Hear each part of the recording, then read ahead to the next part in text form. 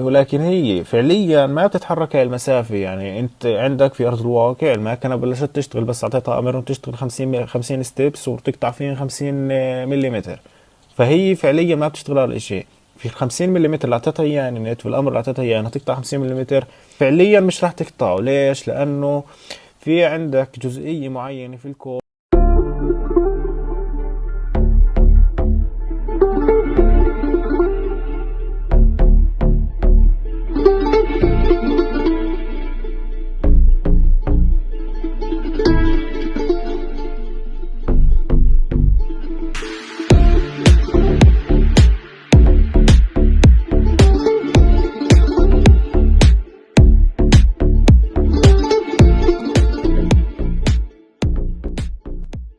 السلام عليكم، معكم محمد بقناة الاختراع الفلسطيني. موضوعنا اليوم راح يكون تكملة حول بناء ماكينة سي ان سي في المنزل، وراح يكون موضوعنا كمان عن السوفت وير الخاص في ماكينة سي ان سي. وكمان راح يكون في هذا الفيديو جزء من طريقة ضبط أبعاد الماكينة، وكمان راح نتعلم طرق عديدة لضبط أبعاد الماكنة غير الانتقال إلى الجزء الميكانيكي في طريقة ضبط أبعاد الماكنة، مثل تغيير النواقل أو الكشطان أو القضبان المعدنية اللولبية. راح نحل هذه المشاكل باستخدام الكودينج أو باستخدام السوفت وير الخاص في الاردوينو. تمام. في جزء السوفت وير او خلينا نحكي انه انتهينا من جزء الهاردوير الخاص بالماكينه، انتهينا من الميكانيكال الخاص بماكينه سي ان سي. خلينا نحكي انه اول شيء بيلزمنا كمبيوتر او لابتوب لحتى يكون عليه احد برامج التصميم، وكمان بيلزمنا في عمليه ارسال البيانات او عمليه السند والريسيفد للاردوينو خلال عمليه الطباعه وخلال عمليه الرسم. تمام. كمان بيلزمنا الاردوينو وهي وظيفتها الكنترولر، وهي العقل المدبر لماكينه السي ان سي. تمام. في حال انه كان عندنا اردوينو غير محمل عليها الجي ار بي ال، او خلينا نحكي الكود الخاص في ماكينات السي ان سي اللي بيتم فيه تعريف الموتورز، بيتم فيه تعريف عفوا بيتم فيه تعريف الدرايفرز، بيتم فيه تعريف عدة اشياء في ماكينة السي ان سي. تمام. اذا ما كان محمل الجي ار بي ال او محمل الكود، فهيك ما في فايدة من الكنترولر اللي هو الاردوينو. يلزم تحميل الجي ار بي ال او الكود اللي بنرفقه لكم اياه في صندوق الوصف. مثل ما حكينا، اول شيء انه بكون عندنا الكنترولر اللي هو بيكون اردوينو، والمفروض يكون عندنا كمان جهاز كمبيوتر او لابتوب يعمل عمليه السند وريسيف، عمليه البرنت او عمليه الراوترنج او عمليه الحفر او الرسم او اي شيء بخص ماكينات سي ان سي. تمام. بالنسبة للفريم وير او الجي ار بي ال او الكودينج الخاص في الاردوينو، وظيفة هذا الاشي يعني بدنا نبسط الموضوع بزيادة. وظيفة هذا الاشي انه هو بيكون هو بمثابة درايفر، بيعمل عملية الترانسميتر والريسيفر ما بين الكمبيوتر او بين الرسم الموجود على الكمبيوتر وما بين ارض الواقع على عمليه الراوترنج او اي عمليه بتجري في مكان السي ان سي. تمام. هيك احنا بنحكي انه الجي ار بي ال او الكود اللي نرفقه في صندوق الوصف لازم انه يكون موجود على الاردوينو. تمام. بيلزمنا كمان اللي هو الشيلد اند درايفرز اند موتورز. هدول بيكونوا بالجزء الميكانيكي لماكينة سي ان سي. هيك احنا انتهينا من السوفت وير، حكينا انه انتهينا من جزء السوفت وير. هسه نيجي لجزء الهاردوير او جزء الميكانيكي للماكينة. تمام. بيلزمنا الدرايفرز. تمام. اذا ما كان موجود درايفرز على الشيلد، فهيك انت ما بتستفيد اشي من المحركات، لانه يلزم مضاعفة التيار ومضاعفة الجهود لحتى انه نقدر نتحكم في اتجاهات ستيبر موتور وفي عدد الستيبس الخاصة بالستيبر موتور. هذه المحركات والدرايفرز والاردوينو وكل ما هو كل شيء بنحكي عنه موجود في صفحة الاختراع الفلسطيني على فيسبوك. بإمكانك طلبها إذا أنت كنت من فلسطين بتتابعنا. بإمكانك طلب هذه المكونات عن الموقع، وراح يكون خصم كبير إن شاء الله للمتابعين على قناتنا على اليوتيوب. تمام. هذا هو المخطط الدياجرام لماكينة السي ان سي. في اشي مهم بيكون في ماكينات السي ان سي اللي بيتجاهله بعض الناس في بناء الطابعات أو بناء ماكينات السي ان سي، ألا وهو السويتش اند. السويتش اند هو جزء ضروري في ماكينة السي ان سي. ليش؟ لأنه في عندك توب أو ماكسيمم واي ماكسيمم ماينس واي ماكسيمم بلس واي. يعني في عندك الماكينة إذا وصلت الماكسيمم في الحركة إلها في آخر الماكينة، نفرض إنه جزء واي وصل للماكسيمم إله مساحته على الماكينة. طيب ايش ممكن يصير؟ في عندك احتماليات كبيرة انها تصير. احتمال انك انت تتلف الدرايفرز، احتمال انك انت تتلف الموتورز. ليش؟ لانه انت معطي الموتورز عدد كبير من اللفات، ولكن موتورز تخلص ميكانيكيا او بارض الواقع مخلص هاي اللفات. ليش؟ لانه وصل للماكسيمم له في الحركة على اخر الماكينة. وكيف احنا بنحل هاي المشكله؟ احنا بدنا نعطي الاردوينو نبضه، لانه هي ما بتعرف يعني عادي بتعطيها النبضات للدرايفرز، والدرايفرز بتعطيها للموتورز. يعني مش راح تعرف الاردوينو انه هاي وصل للتوب لو الماكسيمم عفوا للماكسيمم واي. تمام. كيف بدنا نعرف؟ احنا بنعرف عن طريق السويتش اندز. تمام. السويتش اند موصل بهذا الشكل. عندك جي ان دي للكومن بروح على جي ان دي مباشره. وكمان عندنا اللي نورمالي كلوز. تمام. بتم توصيل نورمالي كلوز مش نورمالي اوبن. نورمالي كلوز لحتى يضل معطي الاردوينو في نبضه هنا لازم تضل مستمره وين بتنقطع لحتى انه يتم عمليه البوش على السويتش.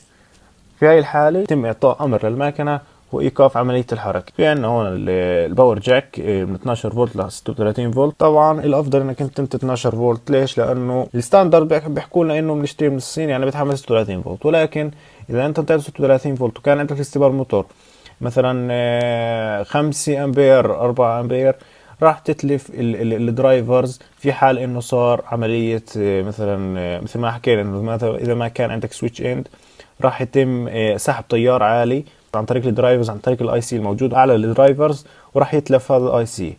تمام. احنا في ماكينات الصغيرة اللي بتتراوح ابعادها من 50 سنتي من 10 سنتي لحد 60 سنتيمتر مربع، يتم استخدام النوع هذا من الدرايفرز اللي هو بيكون 4988.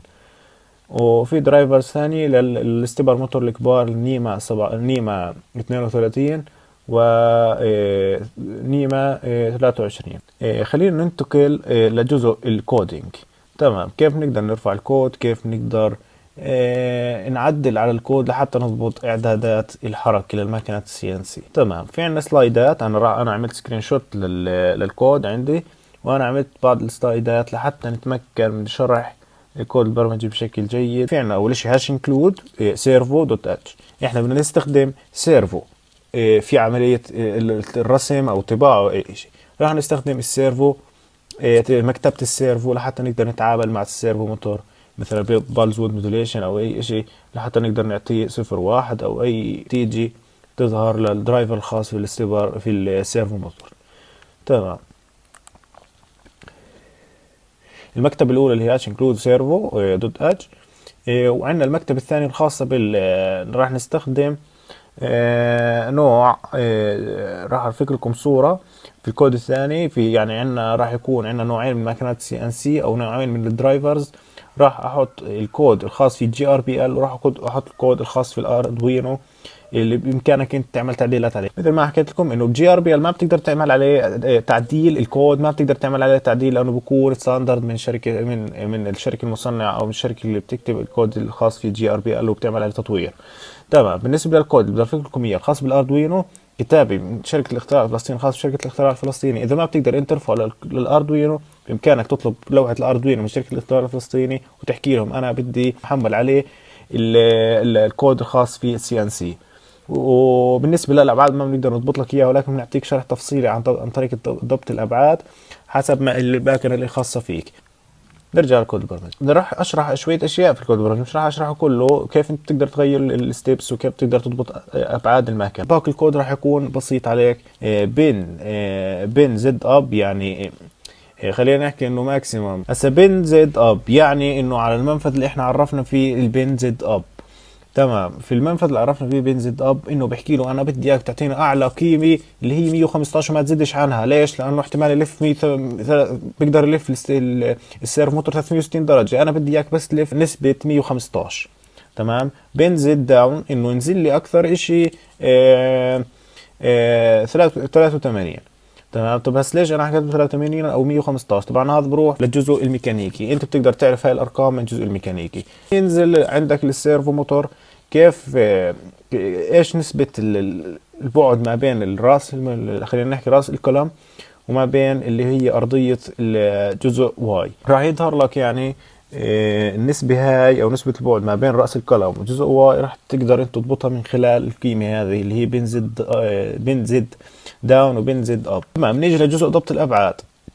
جزء ضبط الابعاد خلي الاردوينو اكثر ذكاء مع التعامل مع الماكينة السي ان سي الخاصة. تمام. مثل ما انتم شايفين في الكود الخاص او في الجزئية من الكود الخاصة في ضبط الابعاد للاردوينو في السلايد هذا، راح نخلي الاردوينو تكون اكثر ذكاء. مثل ما حكيت انه يعني الاردوينو تكون قادر بمعرفة ابعاد ماكينة سي ان سي. كيف نخليها تعرف؟ في عندنا اكس مينيمم واكس ماكسيمم. ليش تكررين معانا طيب هون الاكس مينيمم واكس ماكسيمم؟ ايش يعني مثلا اكس مينيمم اللي هي اكس ماينس او اكس مينيمم يعني اكس ماينس راح تبين لنا في على البرنامج الخاص في تحريك ماكينة سي ان سي ورفع الكود للاردوينو او رفع الرسم للاردوينو وتطبيقها على ارض الواقع. راح يبين عندك انه في اشي اسمه اكس ماينس واكس بلس. احنا عندنا الاكس مينيمم اللي هو اصغر قيمة راح تكون صفر، واكبر مسافة لجزء زد انه يقطعها اللي هي 40 ملم او 40 سم. يعني ما راح تبين لك انه في على ارض الواقع. هذا الشيء راح يبين لك على ارض الواقع مقارنة بعدد الاسنان او عدد اسنان الشاط او عدد اسنان البرغي اللي راح تشتغل عليه. تمام. هاي الابعاد الواقع الافتراضي اللي بنحكي لك عنها ل 40 0 40 1 0 1. هاي ابعاد افتراضيه احنا بنحكي لك اياها. ما احتمال ما راح تطبق على الاماكن الخاصه فيك. ليش؟ لانه انت بتستخدم نوع معين من القشطان، عدد الاسنان فيها مختلف عن عدد تطبق عليها الكود مشرح فيها حاليا. مستخدم ان تبرغي في عدد اسنان معين، بدك عدد خطى او عدد ستيبس اعلى لحتى تجتاز المسافه المطلوبه في الرسمه. يعني في عندك ماكينات، في عندك مشاكل بتواجه كل مصمم لماكينة سي ان سي. ايش هي المشاكل هاي؟ خلينا نحكي في جزء الهاردوير او في جزء الميكانيكال للماكينة سي ان سي. المشاكل عندك الماكينة خلينا نحكي انه اول اشي على الكمبيوتر انت بتعطيها 50 ستيبس. في هاي ال 50 ستيبس بدك تقطع 50 ملم. شو يعني 50 ملم؟ 5 سم. تمام. ولكن هي فعليا ما بتتحرك هاي المسافة. يعني انت عندك في ارض الواقع الماكينة بلشت تشتغل، بس اعطيتها امر تشتغل 50 ستيبس وتقطع فيهم 50 ملم. فهي فعليا ما بتشتغل على الاشي. في ال 50 ملم اللي اعطيتها اياه النت والامر اللي اعطيتها اياه انها تقطع 50 ملم فعليا مش راح تقطعه. ليش؟ لانه في عندك جزئية معينة في الكود لازم انت تضاعفها لحتى تضاعف عدد الستيبس في ماكينة سي ان سي لحتى توصل لهذا العدد في ماكينة سي ان سي، ولحتى تنبنى الرسمي بشكل صحيح بدك تضبط ابعاد الماكينة. فهذا الاشي راح نشرحه في درس ثاني ان شاء الله، وما بدنا نزيد عليكم. في جزء خاص في ضبط اعدادات او ضبط ابعاد ماكينة سي ان سي. حاليا احنا عرفنا كيف نضبط ابعادها، ولكن ما نضبط ابعاد المحاور. احنا ضبطنا ابعاد الماكينة، ضبطنا ابعاد الماكينة على لوحة الاردوينو اللي هو عرفنا خلينا الاردوينو تعرف كم هي ابعادها، ولكن احنا ما ضبطنا ابعاد المحاور، ما ضبطنا عدد الستبس للمحاور. وهذا الشيء راح نشرحه في درس قادم ان شاء الله. لحد هون احنا بنكون خلصنا الفيديو، وان شاء الله راح نشرح ضبط ابعاد المحاور ان شاء الله في درس قادم.